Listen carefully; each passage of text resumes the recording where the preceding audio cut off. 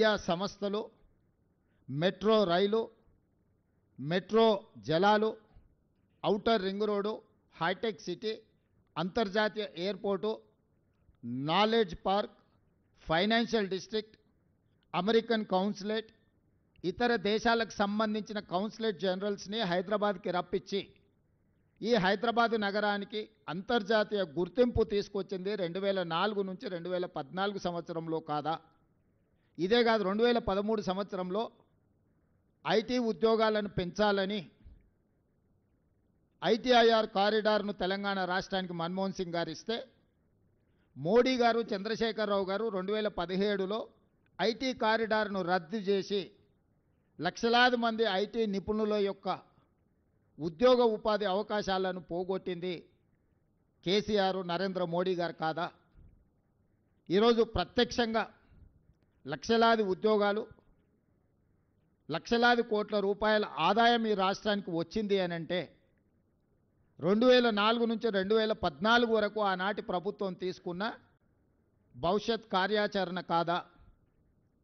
మరి 2014 నుంచి 2024 వరకు చంద్రశేఖరరావు గారు, నరేంద్ర మోడీ గారు, కిషన్ రెడ్డి గారు, కేటీఆర్, ఈ నలుగురు కలిసి హైదరాబాదు నగరంలో చేసిన అభివృద్ధి ఏదో ఒకటి చెప్పండి. వరదలు వచ్చినప్పుడు హైదరాబాదు నగరం నిండా మునిగిపోతే కేంద్రం నుంచి చిల్లి గవ్వ కూడా కిషన్ రెడ్డి గారు తీసుకురాలి కేంద్ర మంత్రిగా.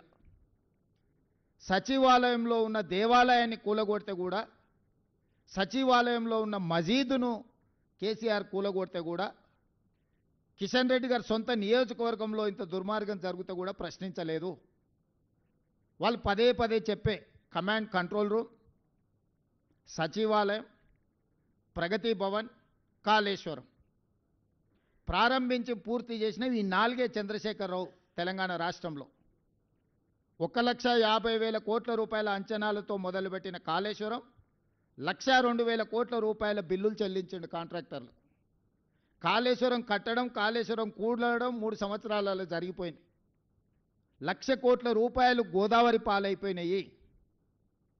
ప్రగతి భవన్ ఆయన విలాసవంతమైన జీవితాన్ని సేదతీరడానికి మాత్రం ఉపయోగపడ్డది తప్ప, గద్దరన్న లాంటి వాళ్ళని ప్రగతి భవన్ గేటు దగ్గర గంటల కొద్దీ ఎండలో కూర్చోబెట్టింది తప్ప, పేద ప్రజలకు ప్రవేశం లేని, తెలంగాణ పేద ప్రజలకు ప్రవేశం లేని నిషేధాజ్ఞలు ఉన్న ప్రగతి భవన్ కేవలం చంద్రశేఖరరావు గారికి, వారి కుటుంబానికి ఉపయోగపడ్డది తప్ప తెలంగాణ రాష్ట్ర ప్రజలకు ఏమైనా ఉపయోగపడ్డదా? ఈరోజు మేము కట్టినమని చెప్పుకుంటున్న సచివాలయం ఉమ్మడి రాష్ట్రానికే పరిపాలనను అందించి 23 జిల్లాలను దాదాపుగా 10 కోట్ల ఉమ్మడి రాష్ట్ర ప్రజలకు పరిపాలన అందించిన వసతులున్న నిఖార్సైన ఉమ్మడి ఆంధ్రప్రదేశ్ సచివాలయాన్ని కూలగొట్టి 2,000 కోట్ల రూపాయలు ఖర్చు పెట్టి కట్టిన సచివాలయం కేవలం కొడుకు రాజకీయ భవిష్యత్తు కోసం వాస్తును సరిదిద్దడానికే కూలగొట్టి కొత్తది నిర్మించిండు.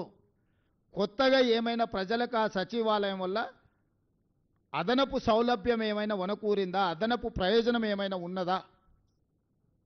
ప్రభుత్వంలో సచివాలయం కట్టడం వల్ల నూతనంగా ఏమైనా ఉద్యోగాలు వచ్చినాయా?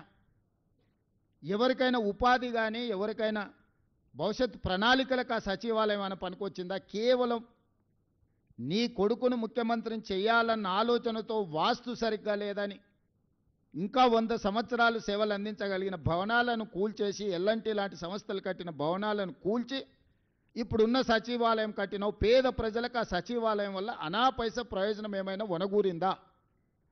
కమాండ్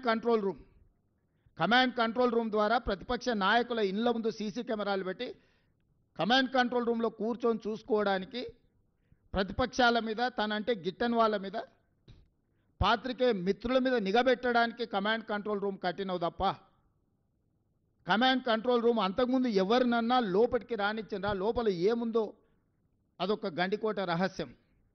సద్దాం హుస్సేన్ ఆయన లాంటి వాళ్ళని 6 మందిని నకిలీలను తయారు చేసిండంట ప్రాణరక్షణ కోసం. ఎక్కడికి వెళ్ళినా వాళ్ళు ముందుగాల వెళ్తే ఎవరు సద్దాం హుస్సేనో తెలియక ఎవరిని చంపాలనో ఆలోచన చేస్తారని భయంతో, కుటుంబ సభ్యులు కూడా, సొంత భార్య కూడా అత్యాయత్నం చేస్తుందనే భయంతో నకిలీ సద్దాం హుస్సేన్లను తయారు చేసి నమూనాలను పెట్టి ప్రాణభయంతోనే రక్షణ కల్పించుకున్నాడని మనం చాలా వార్తలు చదివినాం. ఇలా చంద్రశేఖరరావు గారు ప్రాణభయంతో తన